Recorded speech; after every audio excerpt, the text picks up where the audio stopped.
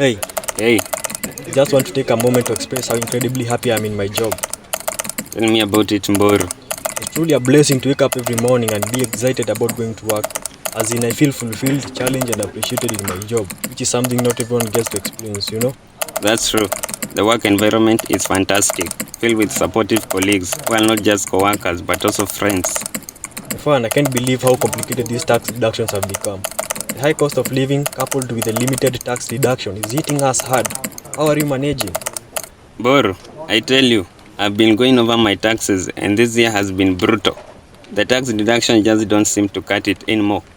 It seems like every year the laws change and we are left scrambling to make sense of it all. Furthermore, the cost of living keeps skyrocketing and is becoming harder to make ends meet. Exactly. I mean, I work hard and yet my take-home pay keeps shrinking. I used to rely on those deductions, but it feels like they have become less effective. I know what you mean. The tax code keeps evolving and it's almost impossible to keep up with all the changes. It's never-ending maze of deduction, exemptions, and credits. It's a challenge to stay updated with all the new tax laws and regulations. Sometimes, by the time we have understood the change, they introduce 5 more. It's a constant game of catch-up. It's frustrating, isn't it? The rising cost of housing, healthcare, and even basic necessities is diminishing our salaries.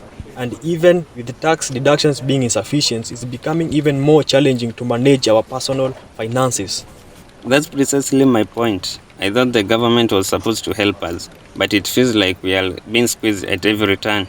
I have even started considering taking on a part-time job just to keep up. What kind of part-time job? Online tutoring in the evening. I get it, Ephan, but before you take another job, have you explored other ways to improve your financial situations? Maybe there are some strategies we haven't considered. And what do you have in mind, Mburu? Well, I share your concerns, Ephan.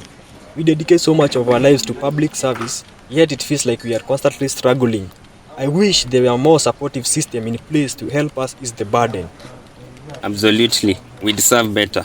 Our work is vital to society and we deserve to have financial stability. The government should recognize the challenges we face and provide more tax relief measures or better initiatives. We need to find a way to address these challenges. We should explore opportunities for advocating fair tax policies and better living standards for all public employees. Together we can make a difference. Absolutely.